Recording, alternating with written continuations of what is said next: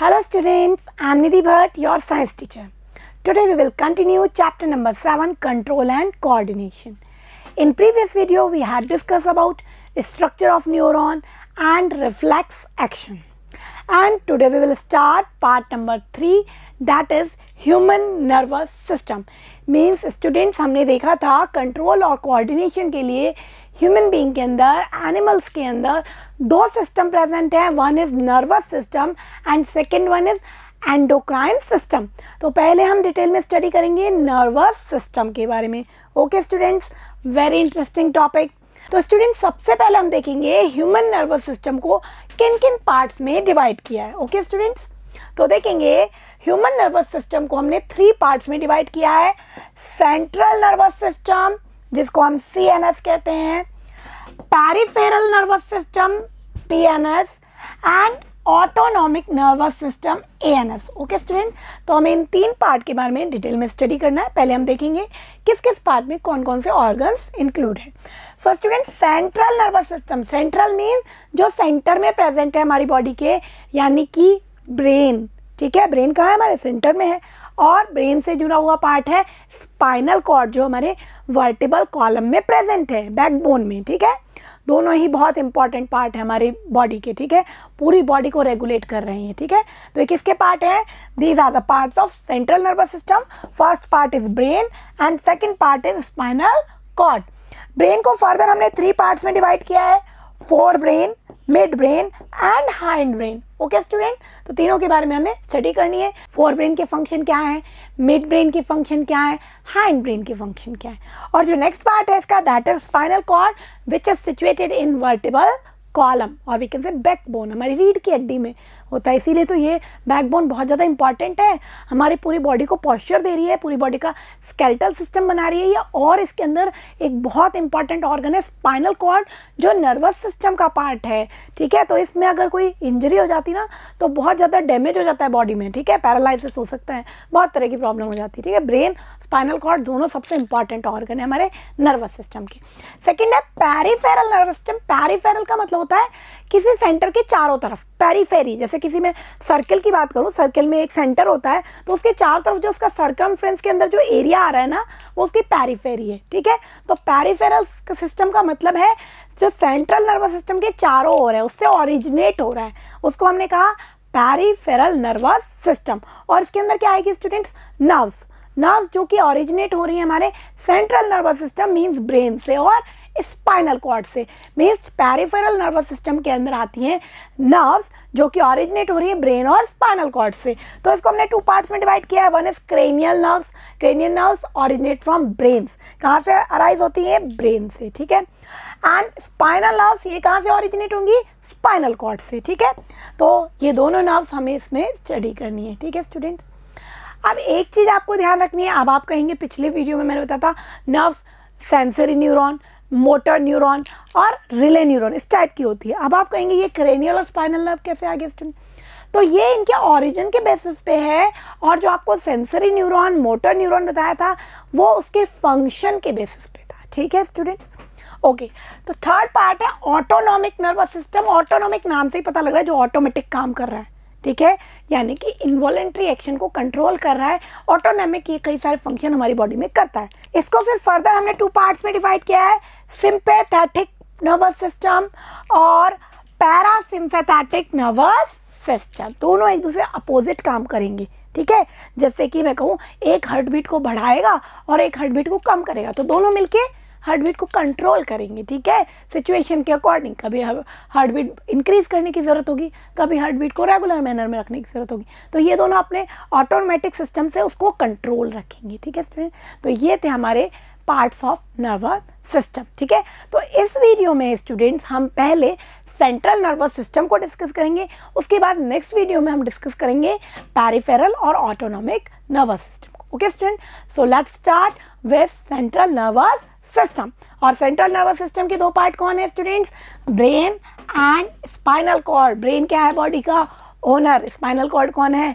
Manager. ठीक है ना, तो ये दोनों मिलके बॉडी के सभी ऑर्गन्स को, सभी काम सिस्टमेटिक कर रहे हैं या नहीं कर रहे, उनके ऊपर कंट्रोल रखता है, उनके बीच में कोऑर्डिनेशन का काम करते हैं। ओके स्टूडेंट, तो सबसे पहले देखेंगे ये ब्रेन और स्पाइनल कॉर्ड के ऊपर, क्योंकि ये बहुत डेलिकेट और बहुत इंपॉर्टेंट ऑर्गन है हमारी बॉडी के, इनको किस तरह से प्रोटेक्शन मिला हुआ है बॉडी में। ठीक है, तो देखेंगे students, brain and spinal cord are protected by 3 layers of membrane known as meninges. ठीक है, तो ब्रेन और स्पाइनल कॉर्ड दोनों के ऊपर जो लेयर होती है, जो मेम्ब्रेन होती है, उसको हम क्या कहते हैं, मेनिंजेस। ठीक है, और ये मेनिंजेस 3 लेयर में डिवाइडेड है। तो देखेंगे the delicate inner layer is the pia mater, जो सबसे इनर लेयर होती है वो होती है पाइयामीटर। ठीक है, the middle layer is the arachnoid, middle layer को कहते हैं हम एरेक्नॉइड, सेम यही हमारे स्पाइनल कॉर्ड में भी होंगी। ठीक है, and tough outer layer is dura mater. तो 3 लेयर हो गए स्टूडेंट,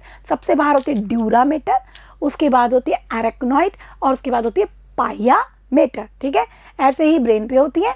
ब्रेन किसके अंदर होता है, हमारे स्कल के अंदर होता है, खोपड़ी के अंदर। ठीक है, तो बोनी पार्ट है वो भी उसको प्रोटेक्शन दे रहा है। ठीक है, लेकिन सीधे बोनी पार्ट के अंदर ही थोड़ी ब्रेन को रखा जा सकता है। उसको अगर मान लो ये लेयर नहीं होती, सीधे स्कल के अंदर हमारा ब्रेन होता, तो जब हम भाग रहे होते, चल रहे होते, तो ये हमारा जो ब्रेन है ये इस बोनी पार्ट से टकराता और बहुत ज़्यादा इंजरी हो जाती। तो इसको एक कुशन की रिक्वायरमेंट है। ठीक है, जो इसको शॉक से बचाए, इसलिए इसके बीच में क्या है, ये 3 लेयर्स हैं। ठीक है, और एरेक्नॉइड और पाइयामीटर के बीच में एक फ्लूइड भरा होता है, that is called cerebrospinal fluid. ठीक है, तो देखेंगे सेरेब्रोस्पाइनल फ्लूइड, CSF भी कह सकते हैं इसको, is filled between the meninges. ठीक है, तो एरेक्नॉइड और पाइयामीटर के बीच में ये फिल होता है, सेम एज ब्रेन में, और ऐसा ही हमारे स्पाइनल कॉर्ड में भी होता है। ठीक है, the CSF provide protection to the brain against mechanical shock. कोई मैकेनिकल शॉक, कोई इंजरी नहीं हो जाए, उसकी शॉक से बचाने के लिए ये शॉक एब्जॉर्बर का काम करता है cerebrospinal fluid. Cerebro word brain से रिलेटेड है, स्पाइनल वर्ड स्पाइनल कॉर्ड से रिलेटेड है, फ्लूइड मीन्स जो लिक्विड फ्लो भरा हुआ है। ठीक है, so the CSF provides protection the brain against mechanical shock. तो ब्रेन को भी और साथ में स्पाइनल कॉर्ड को भी ये प्रोटेक्शन देता है, सेरेब्रोस्पाइनल फ्लूइड, और हम CSF भी इसको कहते हैं। ओके स्टूडेंट, तो ये तो था ब्रेन के प्रोटेक्शन। ठीक है, ब्रेन और स्पाइनल कॉर्ड के। ठीक है, इसको डायग्राम से देखेंगे स्टूडेंट्स। ये मैंने आपको बताया स्कल है, जो बोनी पार्ट है, खोपड़ी, जिसके अंदर क्या है, हमारा ब्रेन सिचुएटेड है। तो देखो ये इसका स्कल पार्ट दिखा रखा है, बोन, और इसके नीचे मेनिंजेस है, सबसे ऊपर वाली लेयर है ड्यूरामेटर, नेक्स्ट एरेक्नॉइड, और सबसे नीचे यहाँ है पाइयामीटर, और इसके बीच में ये जो फ्लूइड भरा हुआ है ये क्या है स्टूडेंट, दैट इज CSF, जो शॉक एब्जॉर्बर का काम करेगा और ब्रेन को प्रोटेक्शन देगा, ताकि कोई भी जर्क, कोई भी मैकेनिकल इंजरी उसको ना हो। ठीक है, ऐसे ही हमारा जो स्पाइनल कॉर्ड होगा वो वर्टेबल कॉलम में, तो बैकबोन भी बहुत स्ट्रॉन्ग होती है, उसके अंदर होता है, फिर फर्दर उसमें भी ये 3 लेयर्स और CSF प्रेजेंट होता है, तो उसको भी वो शॉक से बचाता है। ओके स्टूडेंट, तो ये क्या है, ब्रेन का प्रोटेक्शन। कंबाइंडली इनको क्या कहता है, मेनिंजेस। कई बार इसमें इन्फ्लामेशन हो जाता है स्टूडेंट्स। ठीक है, किसी भी इंजरी के कारण या कोई बैक्टीरियल इन्फेक्शन के कारण जब इन मेनिंजेस में इन्फ्लामेशन आ जाता है, स्वेलिंग आ जाती है, तो क्या होता है, ये मेनिंजेस थोड़ी सी इंक्रीज हो जाएगी और स्कल पे प्रेशर डालेगी, और ब्रेन पे क्या फील होगा, प्रेशर फील होगा। ठीक है भाई, पहले वो अपने स्पेस में ठीक थी, अब उस मेनिंजेस में स्वेलिंग आ गई तो उसको स्पेस कम पड़ रहा है, तो क्या होगा, ब्रेन थोड़ा सा प्रेशर फील करेगा, फिर क्या होगा, एबनॉर्मलिटी आएगी आपके बिहेवियर में, फिट्स, सीजर, ठीक है, इस तरह की कुछ मतलब पागलपन के दौरे जैसे पड़ते हैं ना, उस तरह की प्रॉब्लम हो जाएगी। किसके कारण होता है, बैक्टीरियल इन्फेक्शन या इंजरी के कारण भी हो सकता है। उस डिजीज को कहते हैं मेनिंजाइटिस। ठीक है, मेनिंजस मतलब लेयर है, आइटिस वर्ड का मतलब ही होता है इन्फ्लामेशन। ठीक है, तो मेनिंजस के अंदर जब इन्फ्लामेशन हो गया, दैट मीन्स मेनिंजाइटिस। अगर मेनिंजाइटिस किसी को हो गया तो उसको कुछ फिट्स आ सकते हैं, सीजर्स आ सकते हैं, ठीक है, अजीब अजीब सी हरकतें करना, ठीक है, तो इसका ट्रीटमेंट भी हो जाता है। ओके स्टूडेंट, नेक्स्ट पॉइंट देखेंगे स्टूडेंट्स, ब्रेन और स्पाइनल कॉर्ड के अंदर आपको 2 वर्ड सुनने को मिलेंगे, ग्रे मैटर और वाइट मैटर। ये क्या है, तो स्टूडेंट ये ग्रे मैटर और वाइट मैटर एक्चुअल में ब्रेन और स्पाइनल कॉर्ड के अंदर है क्या, बहुत सारी नर्व सेल्स, बहुत सारे नर्व टिश्यू, ठीक है ना। तो इन नर्व सेल्स के 2 तरीके के एरिया डिफ्रेंशिएट हो जाते हैं, एक होता है वाइट मैटर, एक होता है ग्रे मैटर। ठीक है स्टूडेंट, तो देखेंगे brain and spinal cord composed of nervous tissue, white matter and grey matter are two components in the brain and spinal cord. ठीक है, तो डिफरेंस क्या है स्टूडेंट्स?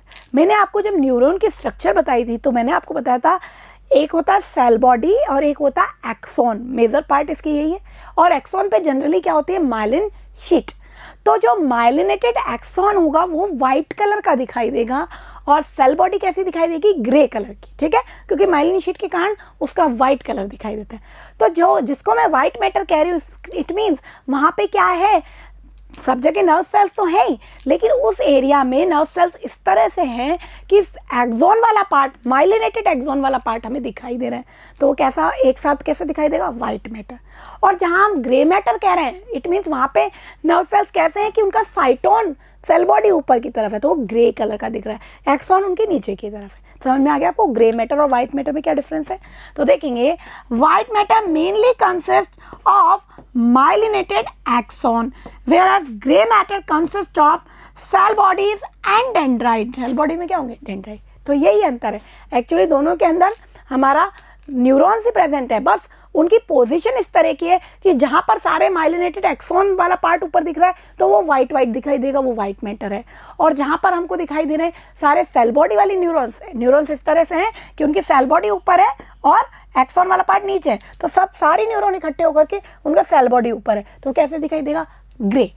अब ध्यान क्या रखना है स्टूडेंट्स, ये आपको इतना लेवल ज़्यादा ध्यान देने की जरूरत नहीं है कि माइलिनेटेड एक्सॉन है, डेंड्राइट।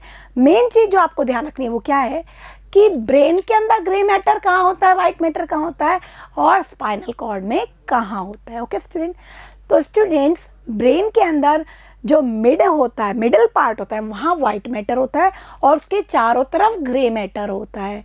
ठीक है, और स्पाइनल कॉर्ड में इससे अपोजिट होता है, उसमें बीच में बटरफ्लाई शेप में, जब मैंने आपको रिफ्लेक्स सेक्शन में दिखाया था डायग्राम तो आपको दिखाई दे रहा था एक बटरफ्लाई सी शेप का डायग्राम, वो क्या था उसका? Grey matter. तो ग्रे मैटर बीच में होता है स्पाइनल कॉर्ड में और उसके चारों तरफ होता है वाइट मैटर। ठीक है, तो देखेंगे in brain white matter is found in deeper area, means centre में होगा, बीच में होगा, and grey matter coating the white matter, और ग्रे मैटर उसकी कोटिंग कर रहा है ना, उसके चारों तरफ है। बट स्पाइनल कॉर्ड में अपोजिट होगा। In the spinal cord the white matter is distributed around the grey matter. Grey matter बीच में है और वाइट मैटर उसके चारों तरफ डिस्ट्रीब्यूटेड है, और जो ग्रे मैटर है वो किस शेप में है?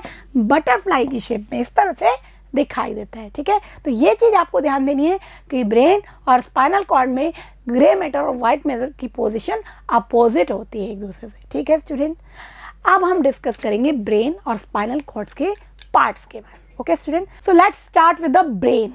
ठीक है, तो ब्रेन क्या है? हमारी बॉडी का ओनर है, सारे ऑर्गन्स पे कंट्रोल कर रहा है। तो ये क्या है? हमारी बॉडी का मोस्ट इंपॉर्टेंट पार्ट है एंड वेरी इंटरेस्टिंग ऑल्सो, बहुत इंटरेस्टिंग भी है।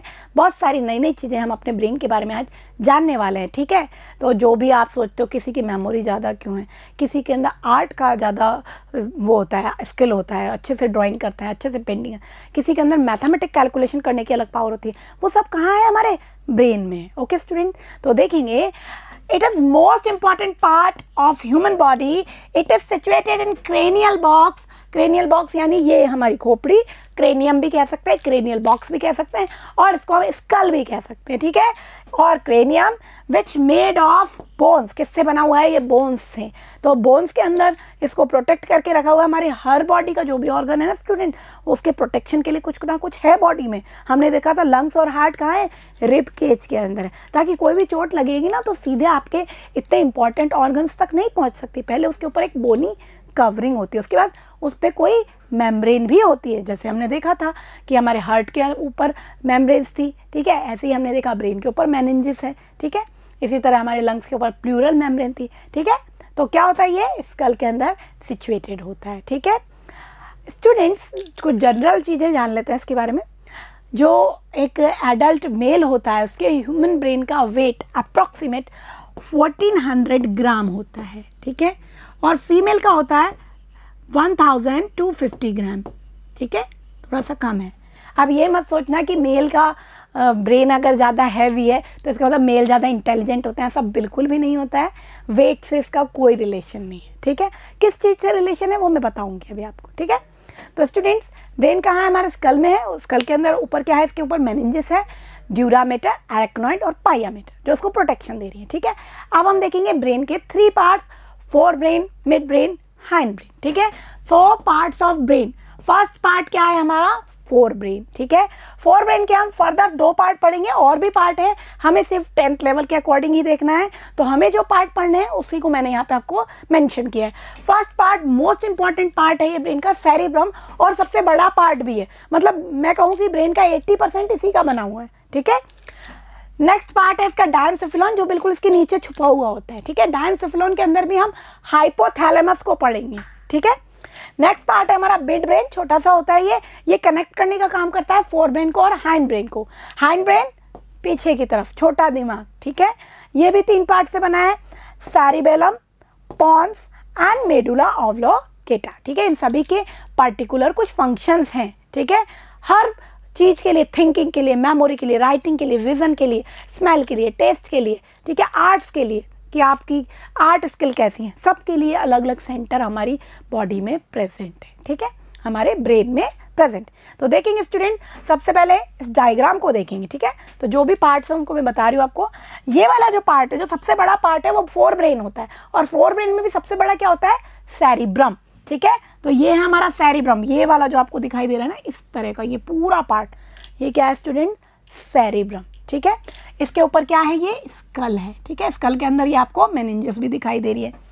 उसके बाद सेरिब्रम के बाद यहाँ नीचे की तरफ स्टूडेंट्स, ये है हाइपोथैलेमस, ये भी किसका पार्ट है, फोर ब्रेन का ही पार्ट है। एक्चुअली डायनसेफिलॉन होता है पार्ट का नाम, उसके अंदर हाइपोथैलेमस होता है। ठीक है, क्योंकि ये बहुत इंपॉर्टेंट पार्ट है तो इसको हमने मेंशन कर रखा है। डायग्राम को बहुत ध्यान से देखेंगे स्टूडेंट, अपने एग्जाम्स में कई बार इस तरह के क्वेश्चन आते हैं कि डायग्राम आपको बना हुआ दे दिया और आपको कहा जाएगा इसमें हाइपोथैलेमस, सेरिब्रम, सेरिबेलम, इन सबको मेंशन करो, उनके फंक्शन बताओ। ठीक है, तो आपको पॉइंट पता होना चाहिए कहाँ पे कौन सा पार्ट है। ठीक है स्टूडेंट, इसी के नीचे यहाँ पे स्टूडेंट्स होते हैं पिट्यूटरी ग्लैंड, बहुत इंपॉर्टेंट है। जब हम एंडोक्राइन ग्लैंड को पढ़ेंगे तब हम पढ़ेंगे एंडोक्राइन ग्लैंड्स कई सारी पढ़ेंगे, pituitary gland, thyroid gland, adrenal gland and so on. तो उन सबकी मास्टर, उन सबको रेगुलेट करने वाली कौन है, पिट्यूटरी ग्लैंड, मास्टर ग्लैंड है ये। ठीक है, आपने जूनियर क्लासेस में भी एंडोक्राइन ग्लैंड्स का थोड़ा बहुत इंट्रोडक्शन देखा, और इसको भी एक चीज रेगुलेट करती है। भाई आपके स्कूल में, आपकी क्लास में बच्चों को कौन रेगुलेट करता है, मास्टर, टीचर। तो ये मास्टर है, उस मास्टर को भी कोई रेगुलेट करता है, हेड मास्टर, वो कौन है, दैट इज हाइपोथैलेमस। ठीक है, हाइपोथैलेमस पिट्यूटरी ग्लैंड को रेगुलेट करेगा और पिट्यूटरी ग्लैंड बाकी ग्लैंड्स को रेगुलेट करेंगे। ओके स्टूडेंट, छोटी सी होती है ब्रेन में और सारी एंडोक्राइन ग्लैंड्स को ये कंट्रोल करके रखती है। ठीक है, नेक्स्ट देखेंगे, ये जो हमारा पार्ट दिखाई दे रहा है बीच में आपको, ये मिड ब्रेन है, छोटा सा है, ये कॉन्ट्रैक्टेड पार्ट है। ये मेनली फोर ब्रेन और हैंड ब्रेन को कनेक्ट करने का काम करता है, और इसके अलावा भी इसके कुछ फंक्शन है, जब हम डिटेल में डिस्कस करेंगे तब मैं आपको बताऊंगी। उसके बाद लास्ट में होता है हैंड ब्रेन, यहाँ पीछे की तरफ, बहुत इंपॉर्टेंट होता है ये पार्ट भी। इसके फर्दर 3 पार्ट्स हैं, ये जो आपको दिखाई दे रहा है इस तरह का हिस्सा, ये इस तरह से स्वेल, ये है पोन्स। ठीक है, पोन्स क्या कर रहा है, पोन्स के थ्रू फोर ब्रेन और हैंड ब्रेन ये मिड ब्रेन के थ्रू कनेक्ट हो रहे हैं। ठीक है, और पोन्स के थ्रू ही ये आगे जाके स्पाइनल कॉर्ड से कनेक्ट हो रहा है। ठीक है, नेक्स्ट पार्ट है हमारा ये इस तरह का, ये flower type structure, that is cerebellum. ये सेरिब्रम था, ये सेरिबेलम है, दोनों में अंतर है, डिफ्रेंशिएट करना है, कंफ्यूज नहीं होना है। और ये वाला पार्ट है जो इस तरह से दिखाई दे रहा है, ठीक है, दैट इज मेडुला ऑब्लोंगेटा, या फिफ्थ मेडुला भी लिख सकते हैं। So these are the parts of brain. Okay student, अब हम डिस्कस करेंगे इनके फंक्शन और इनकी स्ट्रक्चर के बारे में, जो बेसिक चीज़ें हैं वो जानेंगे। So first we will start with cerebrum. सबसे बड़ा है फोर ब्रेन, और फोर ब्रेन में भी सबसे बड़ा है सेरिब्रम, तो बहुत सारे फंक्शन इसके होते हैं। तो देखेंगे student, cerebrum it is most developed part, it is the most developed and the most complex part of the brain. Okay students, और ये ब्रेन का 2/3 पार्ट बनाता है। It makes 2/3 part of total brain. आपने देखा था ना, पूरे ब्रेन में हमें यही दिख रहा था। ठीक है, it consist of 2 cerebral hemisphere। Actually sphere मतलब गोला, एक गोल सी शेप है, उसको 2 पार्ट में बांट दिया। ठीक है, तो लेफ्ट साइड होता है और एक राइट साइड होता है। ठीक है स्टूडेंट, तो उसको आप जनरली लेफ्ट ब्रेन और राइट ब्रेन भी कह देते हैं। ठीक है, तो 2 सेरिब्रल हेमिस्फेयर से बना, हेमिस्फेयर आधा गोला, ठीक है, जिसको हम लेफ्ट और राइट सेरिब्रल हेमिस्फीयर कहते हैं। लेफ्ट पार्ट अलग चीज़ को रेगुलेट करेगा, राइट पार्ट अलग चीज़ को रेगुलेट करेगा। ठीक है, तो देखेंगे स्टूडेंट, ये है diagram left versus right brain. ठीक है, तो ये वाला पार्ट राइट ब्रेन को शो कर रहा है स्टूडेंट, और ये वाला पार्ट आपके लेफ्ट ब्रेन को शो कर रहा है। ठीक है, जो राइट पार्ट होता है ये आपके आर्ट से रिलेटेड होता है। मीन्स आपने देखा होगा कुछ लोगों को म्यूज़िक, सिंगिंग, क्रिएटिविटी, इन चीज़ों में ज़्यादा इंटरेस्ट होता है, तो वो कौन रेगुलेट करता है? Right part. ठीक है, तो ये हमारा राइट पार्ट है। ठीक है, इसमें क्या होगा? क्रिएटिविटी। कुछ लोगों को बहुत क्रिएटिव आइडियाज़ आते हैं, तभी वो फैशन डिज़ाइनिंग वगैरह ये सब करते हैं। ठीक है, तो सबका अलग अलग पार्ट ज़्यादा डेवलप हो सकता है। इंट्यूशन, किसी चीज़ की इंट्यूशन आना। ठीक है, पहले से थोड़ा सा पहले से आइडिया हो जाता है कि कुछ ऐसा होने वाला है। ठीक है, आर्ट्स, आर्ट्स मतलब कोई भी स्किल हो सकती है, ड्राइंग, पेंटिंग एट्सेट्रा। क्रिएशन, किसी चीज़ को क्रिएट करना। फीलिंग और इमेजिनेशन, ये पावर कहाँ होती है? हमारे राइट ब्रेन में। ठीक है, तो जिनका आर्ट स्किल ज़्यादा होता है, इसका मतलब उनका राइट पार्ट ज़्यादा एक्टिव है, ज़्यादा एक्टिवली काम कर रहा है। ठीक है, नेक्स्ट, कुछ लोगों को कैलकुलेशन, ट्रिकी चीज़ों को सॉल्व करने में बड़ा इंटरेस्ट आता है, वो कौन रेगुलेट करता है? हमारा लेफ्ट ब्रेन। ये क्या करेगा? एनालिसिस, किसी चीज़ को एनालाइज करना। लॉजिकल, कोई लॉजिकल चीज़ को लॉजिक समझना कैसे होता है, कोई मैथ्स की प्रॉब्लम सॉल्व करना। आइडिया, ठीक है, नए नए आइडिया डेवलप करना। फैक्ट्स, मेमोरी, कुछ फैक्ट याद रखना, मेमोरी। ठीक है, मैथ्स, कैलकुलेशन करना, कोई ट्रेनिंग करना, तो ये सब काम कौन करता है? Left part. दोनों इंपॉर्टेंट है, किसी में कैलकुलेशन वाली नॉलेज होती है, किसी में क्रिएटिविटी वाली नॉलेज होती है। ठीक है, तो ये हमारा राइट पार्ट इसको रेगुलेट कर रहा है और लेफ्ट पार्ट इसको रेगुलेट कर रहा है। ठीक है, इंटरेस्ट के लिए जानना ज़रूरी है ये चीज़ें भी। ठीक है, और एक छोटी सी चीज़ और बताऊंगी स्टूडेंट, एक्चुअली में क्या होता है, हमारा जो लेफ्ट पार्ट होता है ना, वो हमारे राइट साइड की नर्व्स को कंट्रोल करता है, राइट साइड के लिम्स वगैरह को कंट्रोल करता है, और जो राइट वाला ब्रेन है ना, वो लेफ्ट साइड को कंट्रोल करता है, मतलब अपोजिट है। ठीक है, लेफ्ट साइड वाला ब्रेन राइट साइड की नर्व्स को कंट्रोल करता है, और राइट साइड वाला ब्रेन लेफ्ट साइड की नर्व्स को कंट्रोल करता है। ठीक है, ओके स्टूडेंट, तो ये तो कुछ जनरल चीज़ें हमने जानी। अब हम देखेंगे what are the function of cerebrum. ठीक है, सो उससे पहले हम देखेंगे many ridges and grooves are found on the dorsal surface of cerebral hemisphere. ठीक है, आपने अगर ब्रेन की स्ट्रक्चर देखी, एक बार मैं आपको दोबारा दिखा रही हूँ। ठीक है, ये हमारे ब्रेन की स्ट्रक्चर है, इसमें आपको इस तरह से ये इस तरह के रिड्स और ग्रूव्स, एक तरह से ऊबड़ खाबड़ सा है ना, कुछ जगह थोड़ा सा ऊपर उठा हुआ है, कुछ जगह नीचे है, इस तरह से रिड्स और ग्रूव्स इसमें प्रेजेंट होते हैं। ठीक है, सेरिब्रम के अंदर क्यों प्रेजेंट होते हैं? क्योंकि इनसे हमारे सेरिब्रम का सरफेस एरिया इंक्रीज हो जाता है। ठीक है, it increase surface area of the brain. और मैंने आपको बताया था कि वेट से फ़र्क नहीं पड़ता, फ़र्क किससे पड़ता है? सरफेस एरिया से। यस, तो अगर रिड्स और ग्रूव्स ज़्यादा प्रेजेंट होंगे, सरफेस एरिया इंक्रीज होगा ब्रेन का, तो मेमोरी पावर और नॉलेज थोड़ी सी इंक्रीज होगी। ठीक है, और ये किससे इंक्रीज होगी? प्रैक्टिस। ठीक है, तो आप जितना ज़्यादा स्टडी करते हो ना, तो ब्रेन में ये रिड्स ग्रूव्स फॉर्म होते रहते हैं, इसको प्रेशराइज करते हैं और क्या करते हैं, हमारे ब्रेन को और अच्छा परफेक्ट बना देते हैं। ठीक है, तो प्रैक्टिस करते रहो, पढ़ते रहो, इंटेलिजेंट हो जाओगे। ठीक है, ब्रेन तो भगवान ने सबको एक जैसा ही दिया है लगभग, किसी का लेफ्ट ज़्यादा अच्छा काम कर रहा होगा तो किसी का राइट, कोई क्रिएटिव आइडिया ज़्यादा रखता है तो कोई कैलकुलेशन ज़्यादा अच्छी करता है, लेकिन आपको उसको शार्प करना है, जितना आप उसे प्रैक्टिस करोगे उतना ज़्यादा वो अच्छा आपका काम करेगा। ठीक है स्टूडेंट, तो ये हमने देखी सेरिब्रम की structure. Next, function of cerebrum, तो मैंने बताया सबसे बड़ा पार्ट है और उसमें सब चीज़ों के लिए सेंटर है, मेमोरी के लिए, नॉलेज के लिए, इंटेलिजेंस के लिए। ठीक है, सभी चीज़ के लिए। So intelligence, knowledge, reasoning question solve करते हैं ना एग्जाम्स में, क्रिएटिव आइडिया, मेमोरी, सभी के सेंटर कहाँ है? हमारे सेरिब्रम में है। ठीक है, इसके अलावा किसको रेगुलेट करता है? टेस्ट। आपको कोई टेस्ट, अब आपको कोई टेस्ट तो मैम टंग से पता लग रहा था, टंग तो रिसेप्टर था, टंग के अंदर तो टेस्ट बड थी, वो तो रिसेप्टर्स थी, लेकिन वो सिग्नल को लेके कहाँ आएगी? ब्रेन में। ब्रेन ही तो इंटरप्रेट करके बताएगा कि टेस्ट कैसा है। ठीक है, राइटिंग स्किल, कैसा अच्छा लिखते हैं, किसी की राइटिंग बहुत अच्छी होती है। ठीक है, पेन को फील करना, टच को फील करना, प्रेशर को फील करना, यानी स्ट्रेस को फील करना, ये सभी किसके काम है? सेरिब्रम के। ठीक है, लैंग्वेज, किसी की लैंग्वेज स्किल बहुत अच्छी होती है, वो बहुत अच्छा स्पीच बनाता है, बहुत अच्छा स्पीच देता है ना, तो लैंग्वेज स्किल। हियरिंग, सुनना किसी चीज़ को, स्मेल करना, ये सभी किसके काम है? हमारे सेरिब्रम के। एंड विजन यानी देखने को भी कंट्रोल करता है। ओके स्टूडेंट, तो इसके जो पार्ट्स हैं वो अभी हमें नहीं पढ़ने, फ्रंटल लोब, पैराइटल लोब, वो आपको हायर क्लासेस में पढ़ने। आपको अभी सिर्फ इनके कॉमन फंक्शन, ये सभी काम हमारा सेरिब्रम करता है। ठीक है, means most of the function cerebrum करता है। और उसके बाद हम देखेंगे मेडुला ऑब्लिगेटा, वो भी बहुत सारे फंक्शन परफॉर्म करता है। ठीक है, तो सेरिब्रम को समझ लिया, ये हमारे ब्रेन का 2/3 पार्ट है और सबसे बड़ा पार्ट है। इसको 2 सेरिब्रल हेमिस्फीयर में हमने बांटा, लेफ्ट और राइट। ठीक है स्टूडेंट्स, और इसके अंदर क्या है, रिज्स और ग्रूव्स हैं जो इसके सरफेस एरिया को इंक्रीज कर देते हैं और उसके कारण क्या होता है, मेमोरी के जिले जो स्पेस है वो इंक्रीज हो जाता है। जितना सरफेस एरिया उतना ज़्यादा मेमोरी स्टोर होगी उसमें। ठीक है, फंक्शन देखेंगे, intelligence, knowledge, reasoning, creative idea, memory सभी के सेंटर हैं इसमें। Taste, writing, pen, touch, pressure सभी को फील करता है। Language, hearing, smell and vision, इन सभी को ये कंट्रोल करता है। कौन, forebrain. Okay student, next part is डायंसेफिलॉन।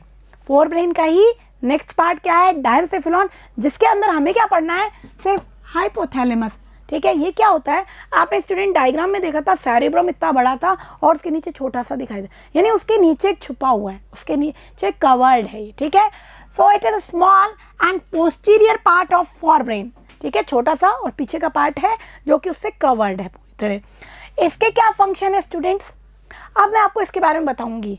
मैंने जब आपको हार्ट पढ़ाया था तो मैंने बताया था कि मूवीज़ में, कहानियों में आपने सुना है हार्ट के अंदर इमोशन होती है, लेकिन अब हमने साइंस पढ़ ली है, हार्ट के अंदर सिर्फ ब्लड होता है। मैंने बताई थी चीज़ आपको।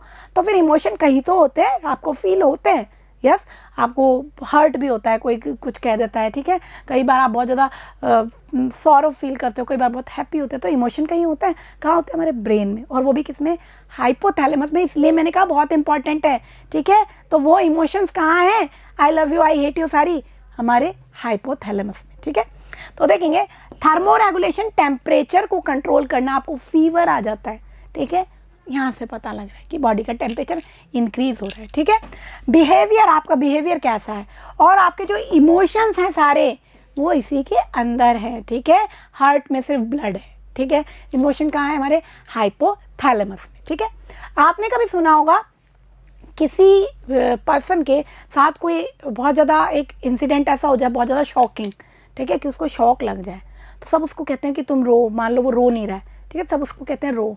नहीं रोएगा तो क्या होगा, हमारा जो हाइपोथैलेमस है ना, ये डैमेज हो जाएगा। इसलिए वो इमोशनल शॉक से वो उस आदमी को कुछ हो नहीं जाए, इसलिए उसको कहा जाता है कि तुम रो, इसको, ताकि वो फीलिंग को अपनी बाहर निकाले। तो वो सारी फीलिंग कहाँ है, हमारे हाइपोथैलेमस में। ठीक है, एंडोक्राइन ग्लैंड्स, मैंने बताया मास्टर ऑफ मास्टर ग्लैंड, ये हेडमास्टर है, यानी एंडोक्राइन ग्लैंड्स को कंट्रोल कर रहा है। ठीक है, biological clock system, biological clock means आपको रात होते ही, अंधेरा होते ही लगता है अब तो नींद आ रही है। ठीक है, और सुबह आपको लगता है, थोड़ा लेट उठ जाते हैं, कोई बात नहीं, लेकिन आपको पता है सुबह है, हम दिन भर नहीं सो सकते। जैसे हम रात को सो सकते हैं, वैसे क्या हम सोचें पूरे दिन हम सो ले, नहीं आएगी नींद, क्योंकि बायोलॉजिकल क्लॉक सेट है कि सुबह उठना है, रात को सोना है। तो उस क्लॉक का सिस्टम भी कहाँ है, हमारे हाइपोथैलेमस में। ठीक है, सेंटर ऑफ फीलिंग, मैंने बताया सारी फीलिंग्स इसी के अंदर हैं।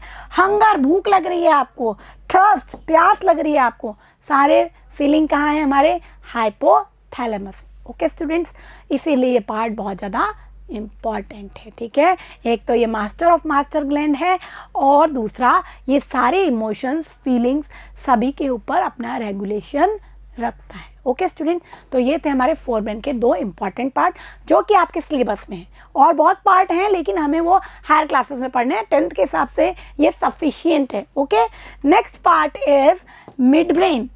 मिड ब्रेन छोटा सा होता है, कॉन्ट्रैक्टेड होता है, और इसका मेन काम होता है फोर ब्रेन और हाइंड ब्रेन को कनेक्ट करना। ठीक है, तो जो सिग्नल फोर ब्रेन दे रहा है उसको आगे पहुंचाने के लिए मिड ब्रेन बहुत एसेंशियल है। तो देखेंगे, it is small and contracted part of the brain. It connect the medulla oblongata of hind brain. hind brain के medulla oblongata को किससे कनेक्ट करता है, फोर ब्रेन से। ठीक है, फोर ब्रेन के सेरेब्रम से, to cerebrum of the fore brain. ठीक है, तो सेरेब्रम के अंदर जो भी काम हो रहे थे ना, उसके सिग्नल फोर ब्रेन सिग्नल देगा, वो इस मिड ब्रेन से होकर के कहाँ जाएंगे, मेडुला ऑब्लोंगेटा, मेडुला ऑब्लोंगेटा से स्पाइनल कॉर्ड और उसके बाद पूरी बॉडी में जहाँ भी उसका इफेक्ट होना है वहाँ पर नर्व्स के थ्रू, ठीक है। It controls the limb muscle, जो हमारे हाथ पैर की मसल्स हैं उसको ही कंट्रोल करता है। मूवमेंट एंड विजन में भी इसका रोल होता है, देखने में भी इसका रोल होता है। ओके स्टूडेंट, ये इसके फंक्शन है। Next part is hind brain, ये भी बहुत इंपॉर्टेंट है, ठीक है। इसको हमने फर्दर 3 पार्ट्स में बांटा है, पोन्स, सेरिबेलम और थर्ड हमारा मेडुला ऑब्लोंगेटा है, ठीक है। तो पहला पार्ट है पोन्स, ठीक है। इट रेगुलेट ब्रीथिंग एक्शन, हमने जब ब्रीथिंग पढ़ी थी स्टूडेंट, इनहेलेशन एक्सहेलेशन दोनों मिलाकर ब्रीथिंग बना, उसमें मैंने बताया था डायफ्राम डाउनवर्ड जा रहा है, रिप्स बाहर जा रही है, चेस्ट कैविटी इंक्रीज हो रही है, फिर रिप्स अंदर आ रही है, डायफ्राम ऊपर आ रहा है, तो क्या हो रहा है, चेस्ट कैविटी डिक्रीज हो रही है। तो ये मूवमेंट भी तो कंट्रोल करना ज़रूरी है। वो कौन कंट्रोल करेगा, हमारा पोन्स। कभी आपको ज़्यादा तेज सांस लेनी है, आपको भागना है, आपको दिख गया सामने से कोई कुत्ता आ रहा है खा सकता है, तो आपको तेज भागना है तो उसके लिए आपको ज़्यादा एनर्जी चाहिए, तो ब्रीथिंग रेट फास्ट करनी होगी, तो उसके लिए कौन रेगुलेट करेगा, हमारा pons. Okay student, next part cerebellum, जो आपको फ्लावर लाइक स्ट्रक्चर दिखाई दी थी, ठीक है। टू मेंटेन बॉडी बैलेंस, ये बॉडी बैलेंस को बना के रखता है। आप सीधे खड़े हो, ऐसे आप बिल्कुल सही तरीके से चल रहे हो, प्रिसीजन मैनर में अपना मूवमेंट कर रहे हो, वो किससे कंट्रोल होता है, सेरिबेलम से, ठीक है। आपको पता है राइट पैर रखना है, उसके बाद लेफ्ट रखना है, आप सीधे सीधे चलते हो। अगर सेरिबेलम काम नहीं करता तो आप सीधी लाइन ड्रॉ नहीं कर सकते थे, ठीक है। मूवमेंट तो और पार्ट्स भी करा रहे हैं, लेकिन ये प्रिसीजन उसमें डिसाइड कर रहा है कि मूवमेंट एकदम सही तरीके से हो रहा है, ठीक है। तो सेरिबेलम के कारण ही मैं अपने हाथ को ऐसे अच्छे ठीक से उठा पा रही हूँ, ठीक है। तो to maintain body balance and posture, it is responsible for precision by voluntary action. जो वॉलेंट्री एक्शंस हैं, आप चल रहे हैं, हाथ हिला रहे हैं, ये सब आपके वॉलेंट्री एक्शन है, उनमें प्रिसीजन ये रखता है। मीन्स आप सीधी लाइन ड्रॉ कर रहे हो, तो सीधी लाइन आपको ड्रॉ करनी हो, किसके कारण कर पा रहे हो, सेरिबेलम के कारण कर पा, ठीक है। तो बॉडी बैलेंस को ये बनाने का काम करता है।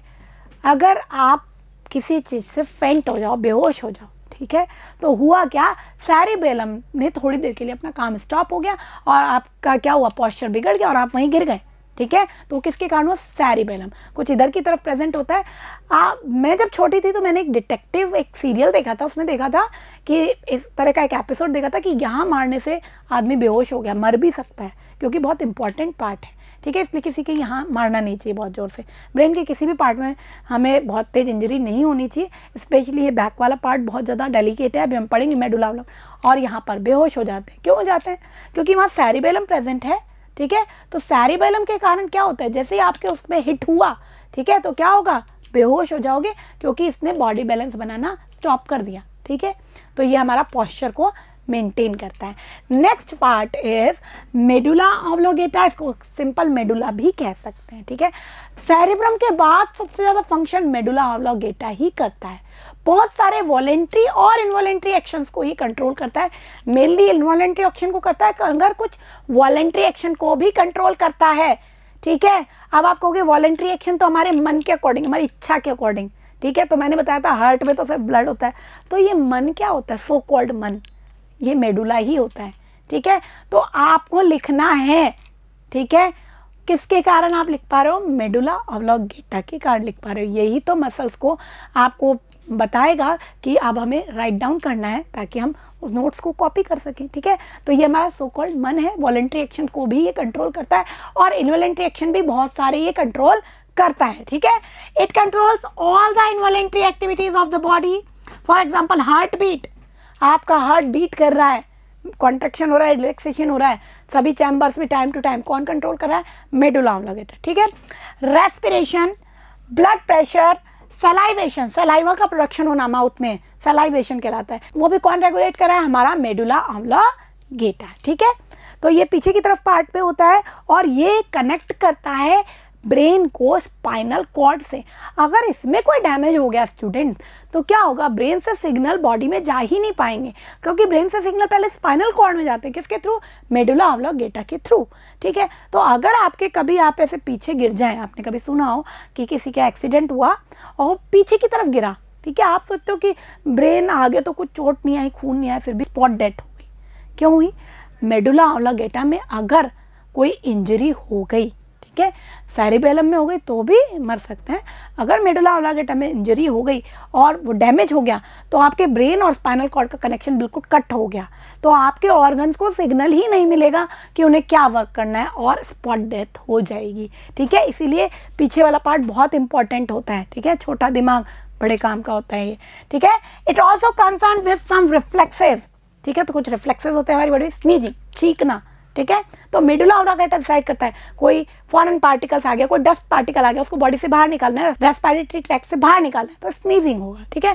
कफिंग, खांसी आना, वॉमिटिंग होना, आपने बहुत ज़्यादा ओवर ईट कर लिया, आपके स्टमक फुल है, जगह ही नहीं है, तो क्या होगा, वॉमिट होगी, ठीक है। कौन रेगुलेट करेगा, मेडुला ऑब्लिंगेटा। यॉर्निंग, आपको उबासी आ रही है, ठीक है, बॉडी में कंसंट्रेशन CO2 का जब इंक्रीज हो जाता है या आप बहुत ज़्यादा आप टायर्ड हैं तो यॉर्निंग करते हैं आप, है ना, उबासी आती है, तो ये सब कौन रेगुलेट करता है, मेडुला ऑब्लिंगेटा, ओके। क्या करता है ये, ब्रेन और स्पाइनल कॉर्ड के बीच में कनेक्शन बनाने का काम करता है, ठीक है स्टूडेंट्स। तो स्टूडेंट, ब्रेन हमारा कंप्लीट हो गया है।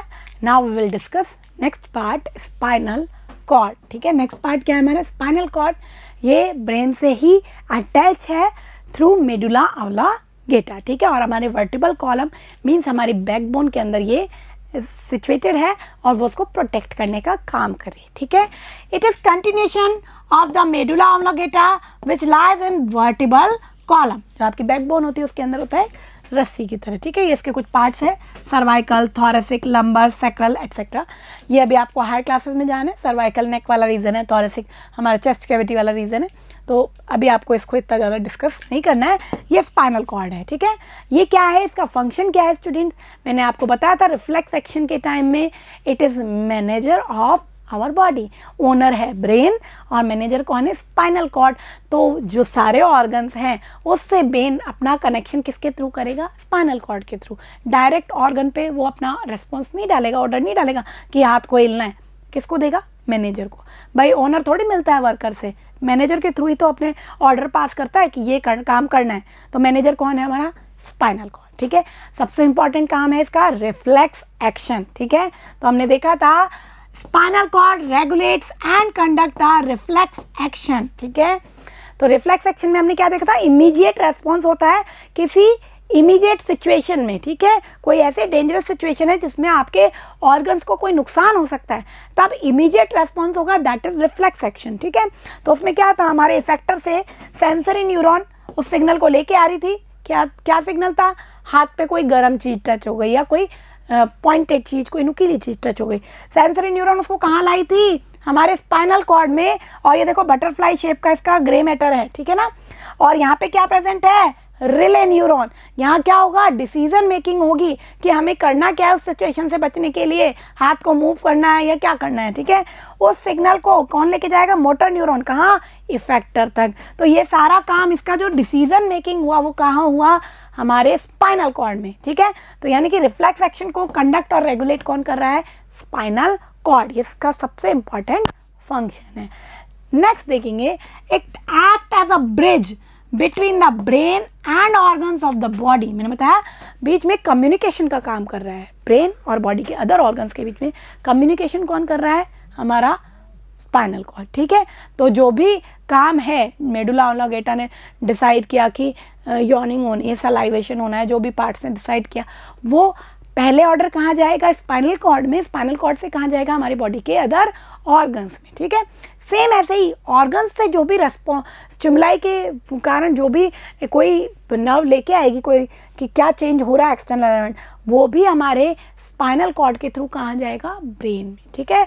It also provides a relay path for the impulses coming from the brain. तो जो इम्पल्सेस ब्रेन से आ रहे हैं उसको एक रिले पाथ, एक मीडिएटर का काम करके पाथ अवेलेबल करा रहा है स्पाइनल कॉर्ड, ओके स्टूडेंट। तो ये हमारा सेंट्रल नर्वस सिस्टम, ब्रेन के पार्ट्स, वो क्या क्या फंक्शन करते हैं, एंड स्पाइनल कॉर्ड कंप्लीट हो गया है, ओके स्टूडेंट्स।